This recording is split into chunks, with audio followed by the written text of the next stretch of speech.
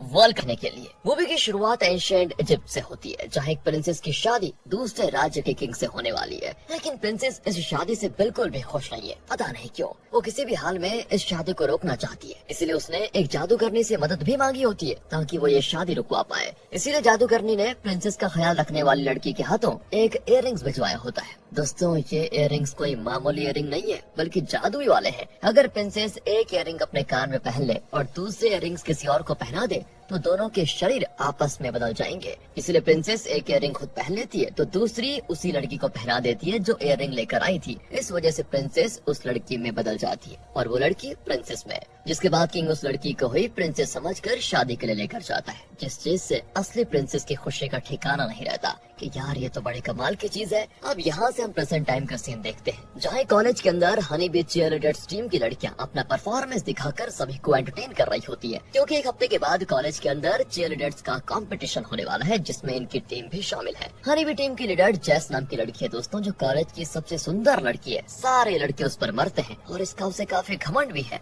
वो जितनी सुंदर है ना, उतनी ही बदमाश भी। बाकी स्टूडेंट्स को बुली करना तो उसकी सबसे पसंदीदा चीज है। ऐसे ही वो मजाक बनाने के लिए एक मोटी स्टूडेंट से कहती है कि तुम भी हमारी टीम में शामिल हो सकती हो, आ जाओ हम सब मिलकर प्रैक्टिस करते हैं। इसीलिए बेचारी मोटी लड़की उसकी बातों में आकर स्टेज पर आ जाती है, लेकिन उसे देखते ही सभी उस पर कचरा फेंकने लगते हैं कि हटाओ हटाओ, इस भैंस को सारा मूड खराब कर दिया। बेचारी वो मोटी लड़की उदास हो जाती है। अब आगे जैस अपने दोस्तों के साथ मिल जाती है दोस्तों, अगले सीन में मतलब, और एक आइसक्रीम की दुकान पर आकर बड़े थोड़े लुभावने तरीके से उस दुकान वाले को देखने लगती है, जिससे बस उस बंदे के मुंह में पानी आ जाता है। जैस उसे कहती है कि भैया कितना हुआ इस आइसक्रीम का? बंदा कहता है अरे आपके लिए तो सब फ्री है, आप जो मांगोगे मैं आपको दे दूंगा। बस दोस्तों, जैस के जाने के बाद उस दुकान का मालिक उस बंदे से कहता है कि अरे क्या हो गया, लड़कियों को फ्री में आइसक्रीम दे रहा है, पैसे तेरा बाप भरेगा क्या? इस पर वो बंदा गरीब बच्चों के लिए जो लोग पैसे देकर जाते थे ना, उनसे ही जैस का बिल भर देता है। बड़ा डर किया यार, ये गरीब बच्चों तक को नहीं छोड़ता। अब जैस जैसे मॉल से जा रही होती है ना, उसे पुरानी चीजों की एक दुकान दिखाई देती है, इसलिए वो दुकान के अंदर जाकर कोई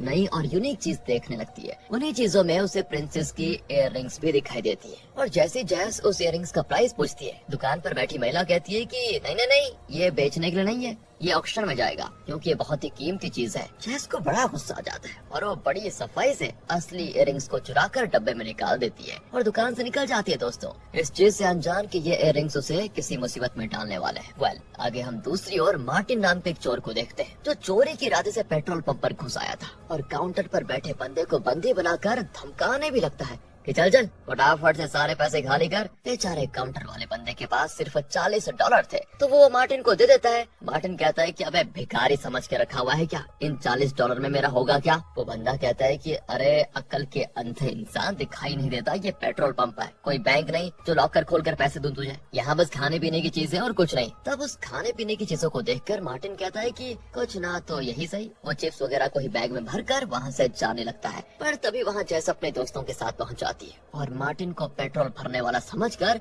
उसे ही पेट्रोल भरने को कहती है। बेचारा मार्टिन लड़कियों से बात करने में शर्माता है, चोर जो ठहरा, इसलिए वो उन्हें मना नहीं कर पाता और उनकी गाड़ी में पेट्रोल डालने लगता है। अब पेट्रोल डालते हुए भी जैस कई बार मार्टिन का मजाक उड़ाती है, और जब मजाक उड़ाकर उसका मन भर जाता है तो वो चली जाती है। लेकिन जाते जाते दोस्तों एक इयररिंग्स तो पहन लेती है, लेकिन दूसरा वाला वहीं पर गिर जाता है। इसलिए मार्टिन बिना समय गवाए उस इयररिंग को उठा लेता है कि चलो इसे बेचकर कुछ पैसे आ जाएंगे। अब रात को जैस से मिलने उसका बॉयफ्रेंड बिली आता है। जैस उसे बॉयफ्रेंड तो मानती है, लेकिन अभी भी उसे बिली के ऊपर इतना ट्रस्ट नहीं है, और जब तक पूरा ट्रस्ट नहीं हो जाएगा तो वो बिली के साथ कोई भी फिजिकल रिलेशनशिप नहीं बनाएगी, और इस चीज के लिए बिली को भी कोई आपत्ति नहीं होती। वो बस जैस को खुश देखना चाहता है। दूसरी ओर मार्टिन चुराए हुए चिप्स खाकर बड़े मजे ले रहा होता है और जैस की गरीबी इयररिंग को अपने कान में पहन लेता है ताकि देख सके कि इयररिंग पहनने के बाद वो कैसा दिखता है। हो गया काम दोस्तों, अब इन दोनों के शरीर आपस में बदल जाएंगे, बड़ा मजा आने वाला है। अगली सुबह जैस की आंख जब खुलती है तो बाथरूम में आने के बाद जब वो सिस्टम को चेंज हुआ देखती है, क्योंकि सिस्टम चेंज होना ही था, तो उसे देखकर वो एकदम दंग रह जाती है कि ये क्या हो गया। वो आईने में जैसे खुद को देखती है तो बेहोश, अरे मैं आदमी कैसे कैसे बन गई? ये क्या हो गया मुझे?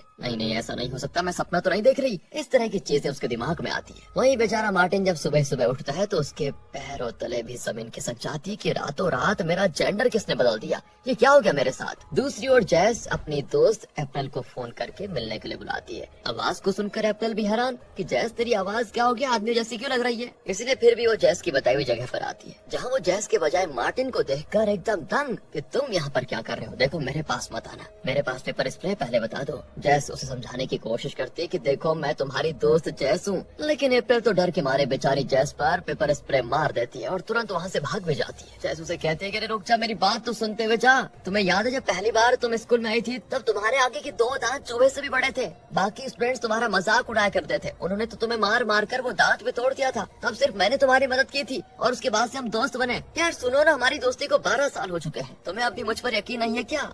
ये सुनकर अप्रैल तो हैरान हो जाती क्योंकि ये सारी बात सिर्फ उसे और जैस को ही पता थी। वो समझ जाती है कि यही जैस है, पर इसके साथ ऐसा क्या हो गया जिससे ये रातों रात लड़का बन गई। वो हैरान रहती है। फिर अप्रैल जैस को अपने घर पर रहने के लिए कह देती है क्योंकि लड़का बनकर वो अपने घर तो जा नहीं सकती, इसलिए वहीं रहने का फैसला कर लेती है। साथ ही अप्रैल ने जैस के माता पिता को भी फोन करके ये बता दिया था कि पढ़ाई के सिलसिले में जैस 1 हफ्ता मेरे घर पर रुकने वाली है ताकि हम दोनों अच्छे से टाइम मिलकर पढ़ पाएं। और दोस्तों अब इस 1-2 हफ्ते का जो टाइम है इसमें जैस को फिर से पहले जैसा बनाना होगा। जैस अब अपने शेविंग करती है, पूरे शरीर के अलग अलग बालों को काटने लग जाती है। वो भी कहती है कि यार ये लड़कों को कहाँ कहाँ बाल आते हैं, जंगल जैसा खुद को महसूस कर रही होती है वो। और फिर अप्रैल वैक्सिंग करके जैस की दाढ़ी साफ करने की कोशिश करती है ताकि वो थोड़ा चिकनी दिख पाए, लेकिन वैक्सिंग से होने वाले दर्द की आवाज सुनकर अप्रैल के माता पिता हैरान हो जाते हैं। सोचते हैं कि अप्रैल के साथ कमरे में कौन है और वहाँ पर क्या हो रहा है। तो आगे के सीन में जैस के बाकी दोस्त भी अप्रैल के घर पर आ जाते हैं। जैस बेचारी उन सबको भी अपने हाल के बारे में बताती है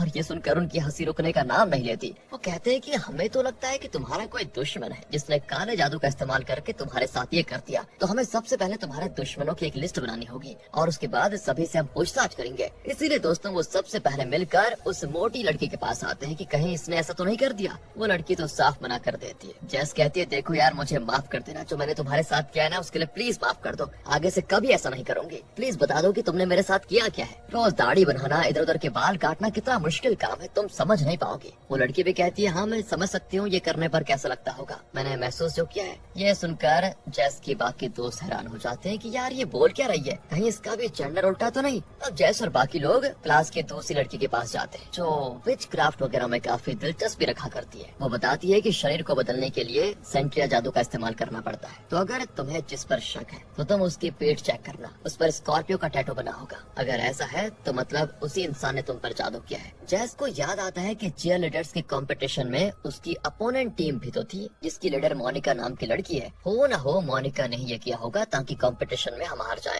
अप्रैल बताती है कि अरे आज पार्टी है जिसमें मोनिका भी आएगी, तो तुम्हें लड़कों की तरह एक्टिंग करते हुए मोनिका के साथ डांस करना है और डांस के दौरान उसकी पीठ चेक करनी है, क्या पता वहाँ पर टैटू हो। ना चाहते हुए भी जैस लड़का बनकर पार्टी में जाने के लिए तैयार हो जाती है। और पार्टी में आने के बाद जैस को बड़ा डर लग रहा होता है, लेकिन फिर भी वो थोड़ा लड़कों वाला और थोड़ा लड़कियों वाला टच देकर डांस कर रही होती है, तो सभी को अच्छा भी लगता है और मोनिका भी उसके साथ डांस करने को तैयार हो जाती है। लेकिन मोनिका के अजीब स्टेप जो खासकर लड़कों के लिए होते हैं, उन स्टेप से जैस को बहुत अनकंफर्टेबल फील होता है कि यार ये क्या हो गया, इतना अजीब क्यों लग रहा है मुझे। एंड इसके बाद वो डांस का फायदा उठाकर मोनिका के कपड़े फाड़ देती है ताकि टैटू देख पाए, लेकिन वहाँ कोई टैटू नहीं है, यानी कि काम मोनिका ने भी नहीं किया। और उसकी देखा देखी सभी बंदे अपनी अपनी बंदियों के कपड़े फाड़ने लगते हैं, बिल्कुल हेरा फेरी वाला सीन जैसा। बहुत ज्यादा शराब पीने की वजह से जैस को सुसु भी लग जाती है, उसे मजबूरन लड़कों के बाथरूम में जाना पड़ता है। उसी टाइम बाथरूम की सफाई करने वाला चाचा वहाँ पर मौजूद होता है। अब जैस को लड़कों की तरह जिप खोल के सुसु करना तो आता नहीं, जिस चीज को देखकर चाचा भी सोच में पड़ जाता है कि ये कौन सा मटेरियल आ गया।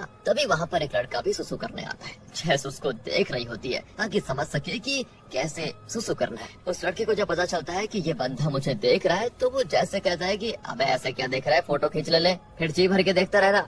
इतना कहकर वो गुस्से में चला जाता है। उसके जाने के बाद उसी की तरह जैस सुसु करने का ट्राई करती है, लेकिन दोस्तों जो डायरेक्शन होती है फुहारे की वो थोड़ा रॉन्ग हो जाती है। एंड फिर चाचा भी उसको चिढ़ाते हुए कहते हैं कि अबे तेरा खिलौना खराब है क्या। ये सुनते ही जैस तो शर्मा कर आधा सुसु करके जिप बंद कर लेती है और चाचा का शुक्र करके चली जाती है, भाग जाती है वहाँ से। वहीं वो सुसु वाला लड़का अप्रैल और बाकी लड़कियों के साथ फ्लर्ट करने की कोशिश करता है, जो देखकर जैस उसको थप्पड़ भी मारती है। बस ये चीज उस लड़के को बर्दाश्त नहीं होती कि इसकी इतनी हिम्मत, किसने मुझे थप्पड़ मारा। इतना कहकर वो जैस से लड़ना शुरू कर देता है, लेकिन जैस लड़कियों की तरह उस लड़के के प्राइवेट पार्ट पर मारकर उसकी हालत खराब कर देती है, जिसके बाद जैस और बाकी तुरंत वहाँ से चले जाते हैं। अगले दिन दोस्तों अप्रैल जैस को कॉलेज लेकर आती है। वहाँ एक जेनेटर की नौकरी पर जैस को लगा देती है ताकि किसी तरह से जैस कॉलेज में रह पाए, क्योंकि कंपटीशन को अब बहुत ही कम दिन बचे होते हैं और उसे कोई न कोई तरीका निकालना पड़ेगा। इसलिए प्रिंसिपल जेनेटर की नौकरी पर जैस को रख लेती है। तब ऐसे स्कूल में घूमते हुए जैस को बिली दिखाई देता है जो बाथरूम कर रहा होता है। जैस तो ऊपर से झांक कर उसे देखती है कि हे बिली, पहचाना मुझे। बिली को तो झटका लग जाता है कि अब जाहिर सी बात है यार, अचानक से आपके सामने कोई आदमी आकर आपकी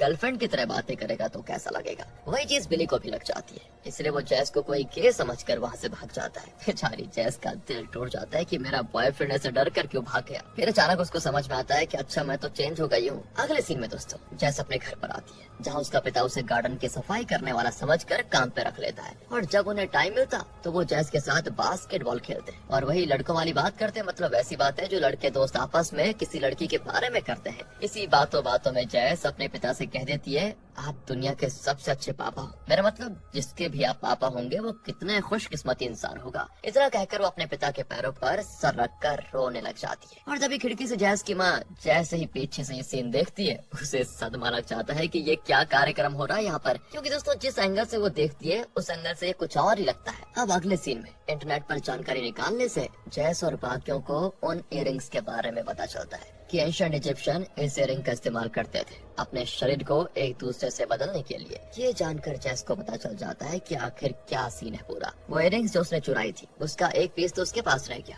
और दूसरा उस चोर मार्टिन के पास पहुंच गया होगा, ऐसा उसे लगता है। और जैसे उसने वो इयरिंग्स पहना, हम दोनों का शरीर एक दूसरे से बदल गया, और अगर मुझे पहले जैसा होना है तो दोनों इयरिंग्स को एक साथ पहनना होगा। इसीलिए जैस और उसके बाकी दोस्त मिलकर उस इयरिंग का पोस्टर चिपका देते हैं ताकि किसी ने भी वो इयरिंग देखे हो तो जैस को कांटेक्ट कर पाए। अगले सीन में जैस कॉलेज के बॉयज बाथरूम की सफाई करने जाती है, जहाँ उसे बिली अप्रैल के बॉयफ्रेंड के साथ बात करते हुए दिखाई देता है। अप्रैल का बॉयफ्रेंड बिली से कह रहा होता है कि मुझे नई बंदी मिल गई है, एकदम बढ़िया है। वो अप्रैल तो पुरानी हो गई है। मैं तो कहता हूँ कि भाई तू भी दूसरी पटा ले, क्योंकि जैस तेरे साथ फिजिकल तो होने वाली है नहीं। बिली कहते नहीं नहीं, मैं ऐसा नहीं कर सकता, मैं जैस को दिल से पसंद करता हूँ पता है, और जिसमें उसकी खुशी है उसी में मेरी खुशी भी है। ये सुनकर जैस का भरोसा बिली पर पूरी तरह से हो जाता है कि बिली एक अच्छा इंसान है। लेकिन अब जैस की फूटी किस्मत, जब फिजिकल होने के लिए उसके पास लड़कियों वाला शरीर था तब तो वो हुई नहीं। आज लड़कों वाला शरीर लेकर वो रेडी है लेकिन नहीं हो पाएगा। अब उसको रोता हुआ देखकर बिली और अप्रैल का बॉयफ्रेंड दोनों हैरान होते हैं कि इसको क्या हो गया अचानक, जो ये लड़कियों की तरह यूँ रो रहा है। जैस कहती है कि किसी ने बाहरी पॉटी करती थी, उसे साफ करना पड़ेगा। यही सोचकर रो रही हूँ कि मेरे को कैसा काम करना पड़ रहा है। आगे दोस्तों जैस जब घर पर होती है ना, तब उसकी माँ उसे लड़का समझकर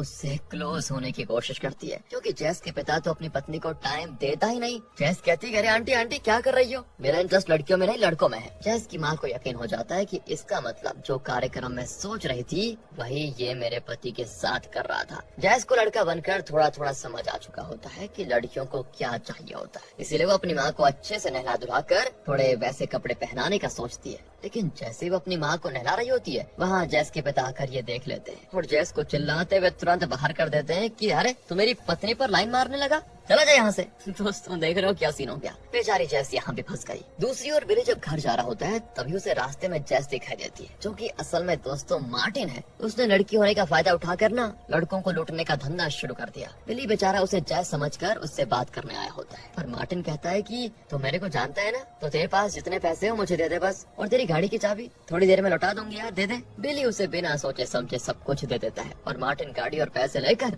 तुरंत रफू चक्कर बेचारा बिली बस जाते हुए उसको देख लेता है। अगला दिन कंपटीशन वाला होता है, जहाँ चीयरलीडर्स के बीच मुकाबला होता है शुरू, जिसमें जैस हनीबी का कॉस्ट्यूम पहनकर डांस करने आती है। साथ ही वो बिली को देखकर प्यारे प्यारे इशारे भी करती है, जिससे बिली को लगता है कि यही जैस है जो अभी भी मुझसे प्यार करती है। लेकिन जैस की फूटी किस्मत, डांस करते ही उसका मास्क निकल जाता है और मास्क के पीछे जैस को मार्टिन के शरीर में देखकर बिली को वॉमिट आ जाती है कि ये क्या है, ये बंदा तो मेरे हाथ धो के पीछे पड़ गया है। साथ ही दोस्तों हनीबी टीम का अच्छा डांस होने की वजह से ये कंपटीशन वो जीत जाते हैं, जिससे सभी की खुशी का ठिकाना नहीं होता, क्योंकि सभी ने मेहनत की थी। आगे न्यूज पर मार्टिन के बारे में दिखाया जा रहा होता है कि एक लड़की रात में लड़कों को लूटने का काम कर रही है। इस चीज को देखकर वो मोटी लड़की समझ जाती है कि ये मार्टिन है इसके पास ही पक्का दूसरी इयरिंग्स होगी। दूसरी ओर दोस्तों, अप्रैल और जैस एक पार्टी में आते हैं जहाँ जैस अप्रैल का बॉयफ्रेंड बनकर आई होती है ताकि वो अप्रैल के बॉयफ्रेंड को जला पाए, क्योंकि वो पता है ना आपको अप्रैल को धोखा दे रहा है। इसीलिए उन दोनों को साथ में देखकर अप्रैल के बॉयफ्रेंड की जल कर लाल हो जाती है और वो गुस्से में चला जाता है वहाँ से। जिसके बाद जैस को बिली दिखाई देता है,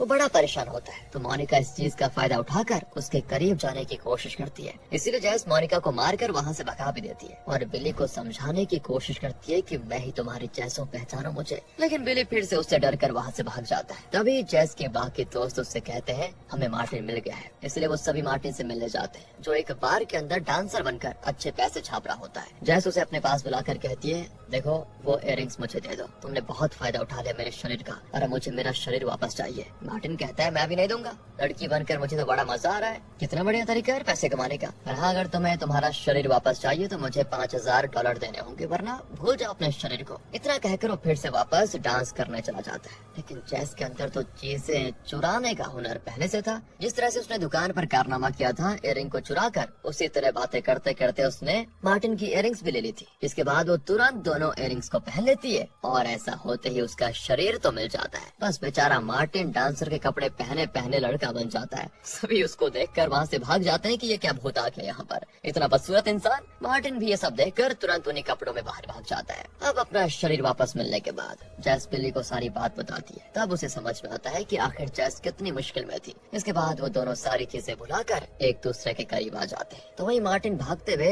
एक गाड़ी वाले से लिफ्ट लेता है, लेकिन उसके अंदर आते ही गाड़ी वाला गाड़ी लॉक कर लेता है, क्योंकि पता है दोस्तों उसे लग रहा था कि मार्टिन ये है जो रात को धंधा करने निकला है। बेचारा मार्टिन आखिरी में चिल्लाता है कि अरे बचा लो मुझे। इसी फनी एंडिंग के साथ ये मूवी यहाँ पर खत्म होती है। बाकी दोस्तों अगर आपको थोड़ी हंसी आई हो तो लाइक कर दीजिए। मिलते हैं आपसे अगली वीडियो में, ध्यान रखेगा। Thanks for watching.